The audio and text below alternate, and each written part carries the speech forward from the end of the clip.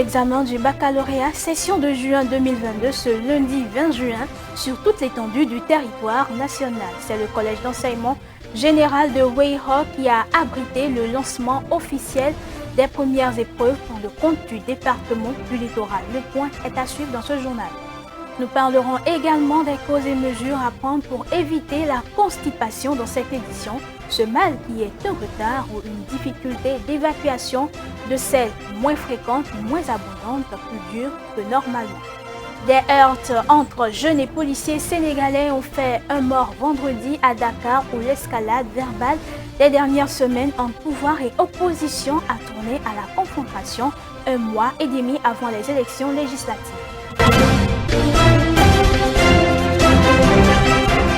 Nouvelle édition sur Speedline TV. Bonjour à vous et bienvenue à ce 13h. Je l'annonçais en titre, l'examen du baccalauréat session de juin 2022. Il a démarré ce lundi 20 juin sur toute l'étendue du territoire national. Dans le département du littoral, c'est le collège d'enseignement général de Weyhock qui a abrité le lancement officiel des premières épreuves. Il a été procédé par le maire de la ville, Luc Atropo, et le préfet du littoral, Alain Orunla. Le reportage avec Hospice Yevimi Routon et Mathieu Soussou.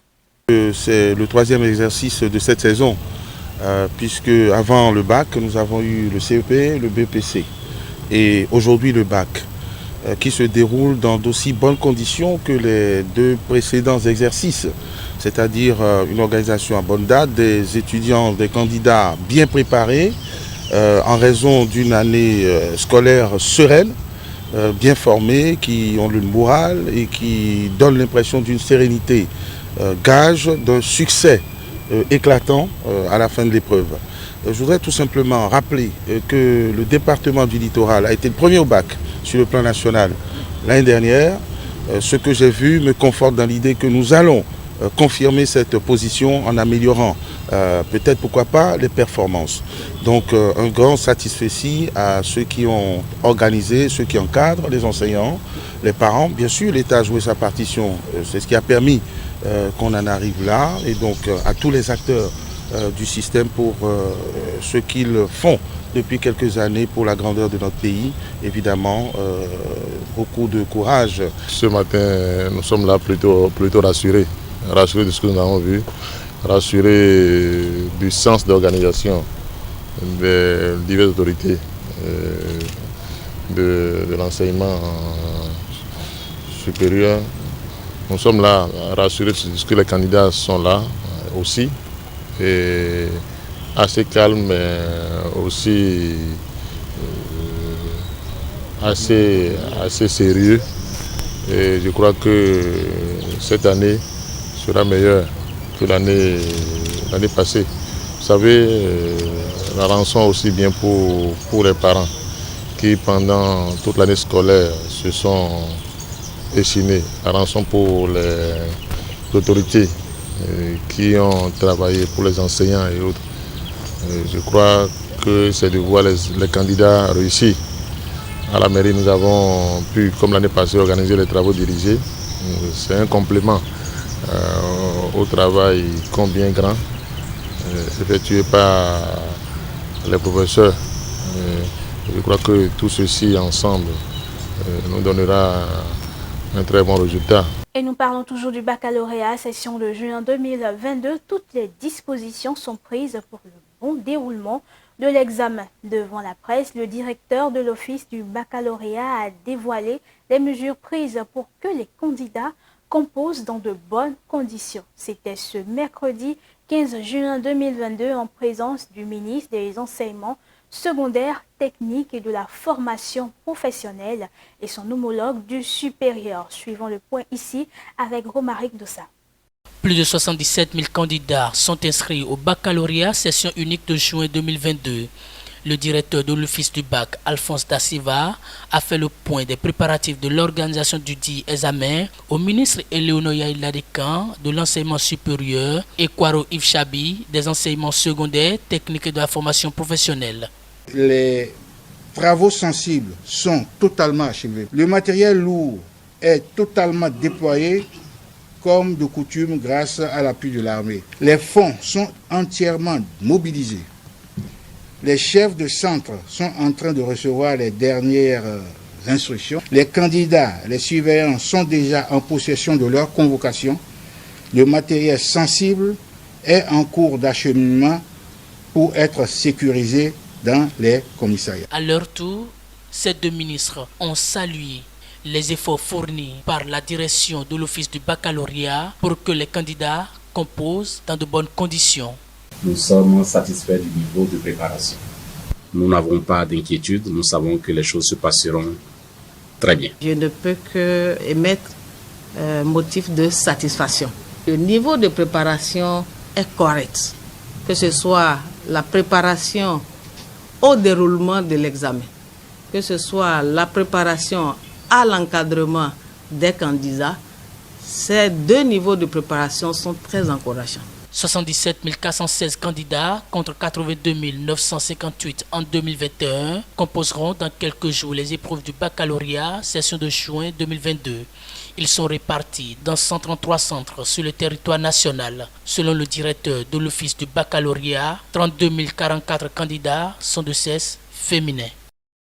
Le gouvernement a plafonné le prix de l'huile végétale, mais la spéculation continue sur le prix du ciment. Que prévoit donc le gouvernement pour ce produit? Élément de réponse avec Wilfried Léon Ngwedi, porte-parole du gouvernement dans cet extrait de Romaric Dossa.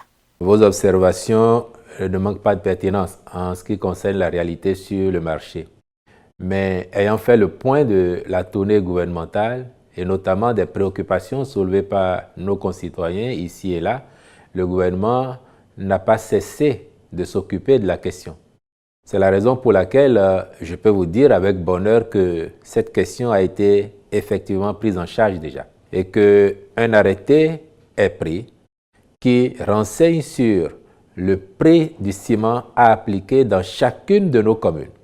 Vous retiendrez que par le passé, on indiquait les prix notamment dans les chefs-lieux de département.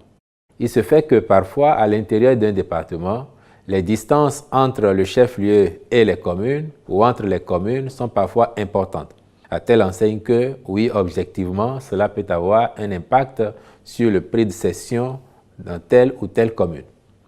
Pour mettre fin à toutes les polémiques et à tout équivoque, le gouvernement a instruit effectivement, et puis sous la houlette de Madame le ministre de l'Industrie et du Commerce, cet arrêté est pris qui renseigne sur les prix à pratiquer dans chacune de nos 77 communes.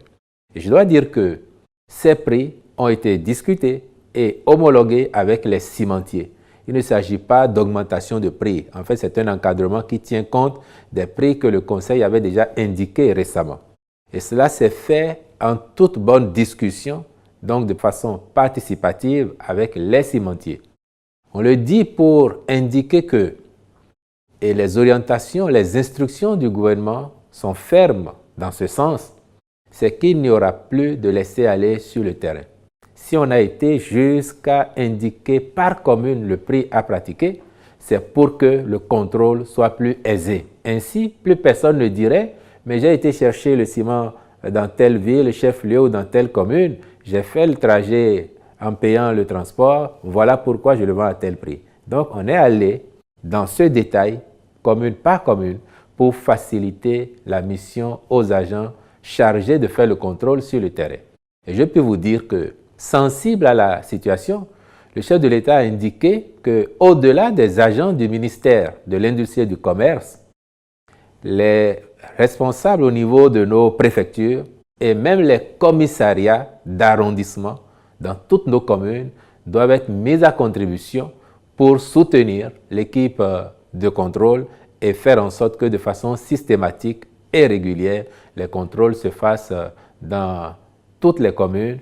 Et à cet égard, il est indiqué, les mesures sont également prises à cet effet, que les contrevenants se seront eux-mêmes volontairement prêtés au fouet des sanctions prévues par la loi. Pour arrêter la spéculation sur le prix du ciment sur le marché, le gouvernement du président Patrice Talon a pris de nouvelles mesures. Ceci à travers un arrêté interministériel en date du 17 juin 2022 qui fixe désormais les prix par commune. L'objectif est de faciliter les contrôles sur le terrain. Impression de quelques consommateurs à Cotonou dans cet élément de Romaric Dossa et Mathieu Soso. C'est une très bonne nouvelle. Une très belle nouvelle, mais 3 points de suspension. On a dit qui a bu, boira. Le tout ne suffit pas de fixer les prix. Il faut forcément qu'il y ait une veillée. Il faut forcément l'œil du gendarme. Le gouvernement doit se transformer en œil du gendarme pour surveiller. Parce que, comme je le disais tout à l'heure, qui a bu, boira. Le gouvernement fixe des prix, mais à l'usine, c'est autre chose. Il y a plus de 3 mois, le gouvernement avait dit que le prix du ciment est à 75 000. Mais jusqu'à l'usine, c'est pas à 75 000. À Nosibé, c'est à 76 500. Simbéné, c'est 76 000. Maintenant, si jusqu'à l'usine, c'est à ce prix, à combien les dépôts vont vendre? Aujourd'hui, les dépôts mettent 75 000 sur leur pancarte. Quand tu rentres dedans, ils vont te dire que ce n'est pas à 75 000, que c'est à 80 000. Donc, si le gouvernement a fixé réellement les prix à 75 000, il faut qu'ils prennent des dispositions pour que jusqu'à l'usine, le prix soit bon, pour que les revendeurs aussi puissent le revendre à 75 000. Parce que le gouvernement a dit 75 000. 75 000, c'est où? C'est à l'usine ou dans les dépôts? Je suis certain que le gouvernement aussi a pris des mesures, que le gouvernement a fait des calculs. Parce que, entre-temps, au temps de la Révolution, il me semble que c'est le gouvernement qui subventionnait et le prix était uniformisé sur tout le territoire du Bénin. Mais aujourd'hui, l'actuel gouvernement a fait la part des choses, part commune, et par rapport aux distances et divers autres petits problèmes. C'est très bien. Maintenant, est-ce qu'ils vont le respecter? Est-ce que nos commerçants vont le respecter? Parce que nous sommes béninois, on se connaît, on sait comment ça se passe. Quand on n'a pas le bâton derrière, ou bien l'œil du gendarme, on n'exécute pas à 100%. Donc, c'est une très bonne chose que le gouvernement ait pensé à nous. C'est une très bonne chose, mais il reste encore. Les fonds ont l'habitude de dire et nous à l'autre anthropologie à Dougan. Et le barin tolé donc c'est là le problème. C'est-à-dire que les vendeurs là, il y a des indélicats parmi eux. Et c'est avide de faire beaucoup de profits qui les amène à faire ça. Ils n'ont qu'à aller à la source, revoir le prix d'abord, avant de fixer le prix, avant de donner le prix au public. Parce que quelqu'un qui a un dépôt, qui achète le ciment plus de 75 000 à l'usine, ne peut pas revendre dans son dépôt à 75 000. Donc, il n'a qu'à, c'est à la source. Il n'a qu'à aller à la source et diminuer là-bas avant de venir vers les consommateurs. Les gouvernants, leur souci, c'est soulager nos peines. Mais les commerçants ne voient pas ça du bon oeil. Les commerçants, si on pouvait laisser tout aller à volo, ça les arrange. Donc, le gouvernement, c'est bien de prendre les mesures, mais il reste encore. C'est-à-dire, le contrôle des prix doit commencer, doit renaître de manière efficace et doit commencer par sévir. Et nous parlons à présent santé. Dans cette édition, la constipation est un retard ou une difficulté d'évacuation de selles moins fréquentes, moins abondantes, plus dures que normalement. Les personnes atteintes de la constipation souffrent la plupart du temps des douleurs abdominales, des ballonnements, des gaz et de la diarrhée. Mais quelles sont ces causes? Comment la traiter et comment l'éviter? Élément de réponse dans cet élément que je vous invite à suivre. Aller à la selle, un besoin nécessaire et important pour une bonne santé de tout être humain. Son absence pendant des jours peut être signe de constipation. Elle est due à une mauvaise alimentation. La constipation peut être liée à plusieurs facteurs. Le premier facteur, si on veut ainsi parler, c'est d'abord que cette personne a dû manger quelque chose qui n'a pas digéré. Ou bien que cette personne est déshydratée, n'a pas bu assez d'eau. Ou cette personne a un problème dû au fait que cette personne utilise un médicament, parce qu'il y a des médicaments qui peuvent entraîner aussi la constipation. En dehors du fait que vous n'allez pas à la selle, il y a d'autres sensations que vous avez. Vous avez des douleurs. C'est sûr que lorsque vous mangez et que vous n'évacuez pas ce que vous avez mangé, vous êtes ballonné. La constipation se présente sous deux formes. Il s'agit de la constipation passagère et de la constipation chronique. Lorsque la constipation est passagère, ce qu'il faut voir, est-ce que ce n'est pas mon alimentation qui est à la base? Est-ce que je n'ai pas pris un médicament qui serait à la base? Ou que je n'ai pas bu assez d'eau? Ou encore que je suis trop resté sédentariste, c'est-à-dire que je n'ai pas trop bougé ces derniers temps. La constipation chronique, c'est lorsque vous avez moins de sel, moins de 3 sels par semaine et que cela dure plus de 6 mois, il faut commencer par s'inquiéter. Et là, ce qu'il faut faire, ce n'est pas prendre les laxatifs, mais c'est surtout aller voir un médecin. Parce que une constipation chronique peut être révélatrice d'un problème plus grave. Et ces problèmes sont souvent dus à 4 éléments. Le premier élément, c'est-à-dire une constipation chronique, peut être due à un problème métabolique. Ça peut être dû à une obstruction physique. Ça peut être dû à une maladie ou un stress. Autre que le phénomène de constipation même, c'est un problème plus grave. Donc si vous avez une constipation qui dure plus de 6 mois, le plus important à faire, c'est d'aller voir un médecin pour qu'il essaye de voir est-ce que vous n'avez pas un blocage au niveau de vos organes qui pourront empêcher que les sels ne descendent. Une alimentation saine et équilibrée est conseillée pour éviter le mal. Il faut éviter de manger trop de produits de viande, de gras, trop de salé. Hein? Et manger surtout beaucoup de légumes, des fruits, des céréales, même des graines.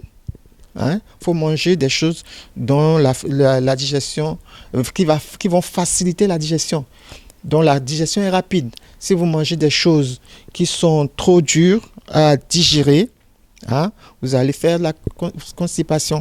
Mais pour les éviter, il faut manger des fibres. Alors, manger des fibres, c'est un élément, mais il faut aussi bouger. Beaucoup bouger, d'accord? Bouger et puis boire beaucoup d'eau. Et de manière générale, lorsque vous respectez ces éléments, cette constipation que vous aviez peut passer sans médicaments. Parce qu'il est aussi dangereux de prendre trop de laxatifs. Donc, il ne faut pas exagérer dans la prise des médicaments pour une constipation. Boire beaucoup d'eau, manger les fruits et légumes peuvent être bénéfiques pour le transit intestinal et ramollir le bol fécal. Et nous parlons toujours santé dans cette édition. Cette fois-ci, nous parlons de l'appendicite qui est une inflammation de l'appendice, une poche en forme de doigt qui se projette du côlon sur le côté inférieur droit de l'abdomen. Au fur et à mesure que l'inflammation s'aggrave, la douleur de l'appendicite augmente généralement et finit par devenir sévère. Comment se manifeste-t-elle et comment la traiter? La réponse dans cet élément. L'appendicite, une inflammation aiguë de l'appendice, un segment d'intestin d'une dizaine de centimètres situé au niveau de la première partie du gros intestin. L'appendicite, ce que je connais sur l'appendicite, ce n'est pas trop grand, mais ce que moi j'attends et écouter est que ce que nous mangeons, ça crée l'appendicite, les grains peut-être grains de piment, grains de goyave. Certaines choses de grains que tu consommes, que tu manges, ce n'est pas bien écrasé. Si ça tombe dans ton gros intestin, comme ça crée l'appendicite. C'est ça qui fait que des fois, on allait s'opérer, on va aller opérer les gens qui ont ça. Ça commence par créer des maux de ventre. Et ça peut aller jusqu'à ce que ça éclate. Et ça conduit à la mort. Ça conduit très facilement. Alors lorsque ça s'éclate et qu'on ne vous opère pas dans les meilleures conditions et au plus vite, ça vous conduit à la mort. Je connais des gens qui ont souffert déjà, qui se sont fait opérer et ça a réussi. Moi-même, mon petit frère est dedans. Mon petit frère est dedans, on l'a opéré et il va bien maintenant.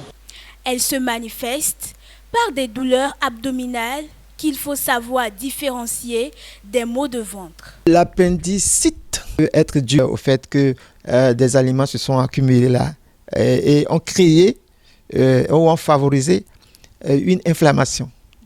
D'accord? Des gens peuvent manger du riz tout le temps et ne pas faire l'appendicite. Mais ça peut être un élément parce que si vous ne digérez pas facilement et que ça s'accumule, ça reste longtemps dans le ventre, ça peut être un terrain favorable à une inflammation. L'appendice se trouve à droite. Donc si vous avez une douleur qui ressemble, enfin, que vous pensez peut-être être l'appendicite, pour venir de l'appendicite, souvent vous devez sentir ça à droite. Dans la fosse iliaque, à droite. D'accord? Donc, la douleur de l'appendicite est rarement à gauche. D'accord? Et c'est rarement en haut. C'est en bas et à droite. C'est la douleur persistante. Vous avez la fièvre, parfois la diarrhée. D'accord? Alors, et que la douleur est bien située, ce qu'il faut faire, parce que parfois ça peut devenir une urgence, ce qu'il faut faire, c'est d'aller voir un médecin pour qu'il vous oriente. L'appendicite ne se soigne pas à la maison. Lorsque c'est l'appendicite, ça ne se soigne pas à la maison. Alors, et vous ne pouvez pas savoir. Donc, lorsque vous avez cette douleur-là, parce que souvent cette douleur, c'est pas une douleur passagère. Ça pique, ça va, mais même si vous prenez des calmants qui calment la douleur, ça va revenir. On peut peut-être prendre des anti-inflammatoires, des antibiotiques en attendant.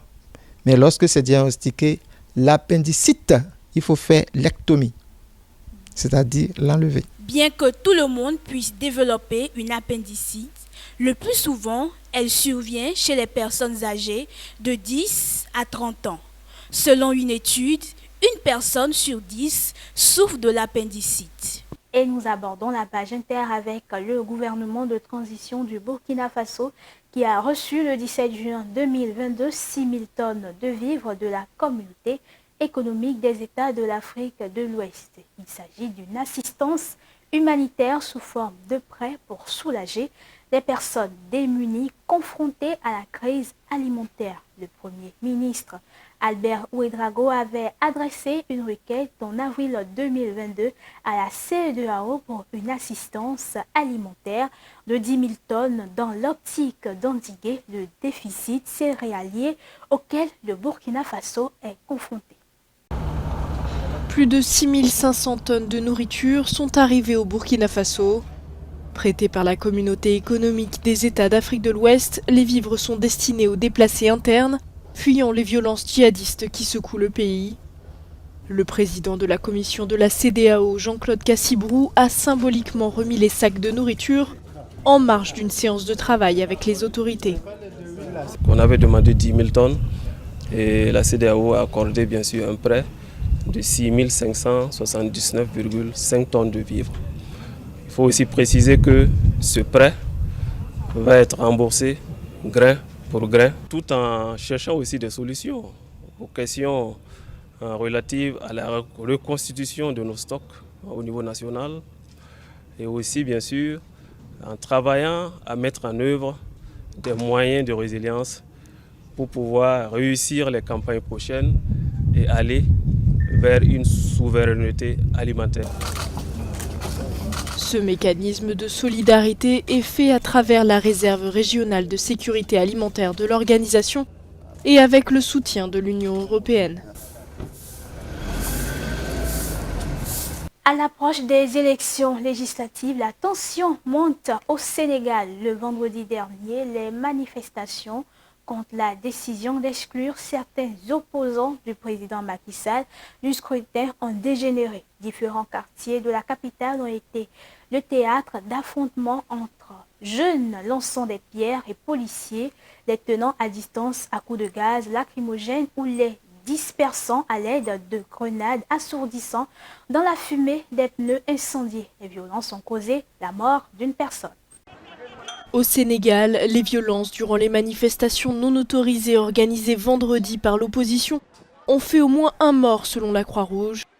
3 opposants ont été arrêtés par les autorités, a indiqué le porte-parole du parti PASTEF, Ousseynou Ly. Dans la capitale, le leader de l'opposition Ousmane Sonko et le maire de Dakar Barthélémy Dias n'ont pas pu sortir de chez eux. On est sorti pour exprimer notre colère uniquement parce qu'on est indigné dans ce pays. J'ai 2 femmes, des enfants et du travail, mais je manifeste pour le Sénégal qui n'appartient pas au président Macky Sall. En tant qu'opposant, on l'a soutenu parce qu'il subissait l'injustice et maintenant c'est lui qui impose cette injustice. Ça ne peut plus durer.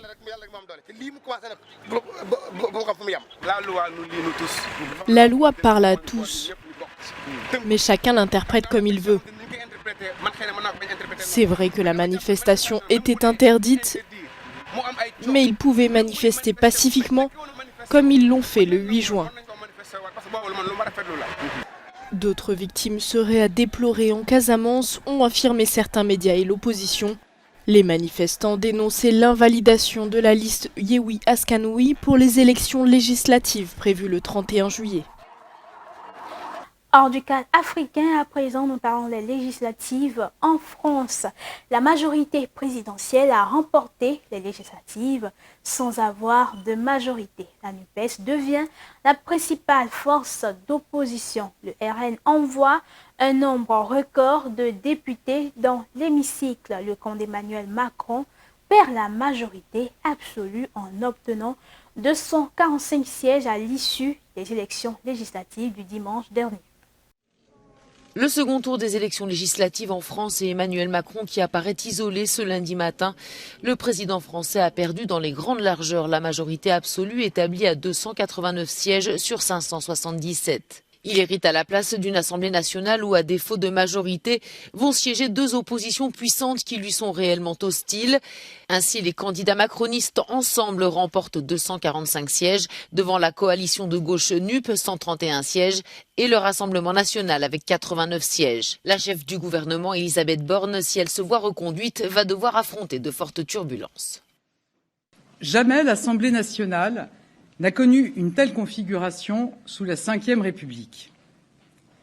Cette situation constitue un risque pour notre pays au vu des défis que nous avons à affronter, tant sur le plan national qu'à l'échelle internationale. Nous travaillerons dès demain à construire une majorité d'action. Ambiance bien plus heureuse à l'annonce des résultats pour l'Alliance de gauche scellée derrière Jean-Luc Mélenchon, le leader de la France insoumise qui n'a pas manqué d'insister sur la déroute du parti présidentiel. C'est au total et avant tout l'échec électoral de la Macronie, l'échec moral de ces gens qui donnaient des leçons à tout le monde sans arrêt et qui se prétendaient le barrage à l'extrême droite et qui auront eu pour principal résultat d'en avoir renforcé les rangs. Le RN réalise une percée historique. Jamais le parti d'extrême droite n'avait obtenu autant de sièges à l'Assemblée nationale. Et Marine Le Pen d'afficher clairement sa satisfaction de faire d'Emmanuel Macron un président minoritaire de manière à préserver le pays du règne d'un parti unique et d'un président sans contrôle dans l'exercice du pouvoir. Ces résultats ouvrent une période délicate de tractation à tous les niveaux pour sceller des alliances, remanier le gouvernement et négocier les postes de responsabilité dans la nouvelle Assemblée.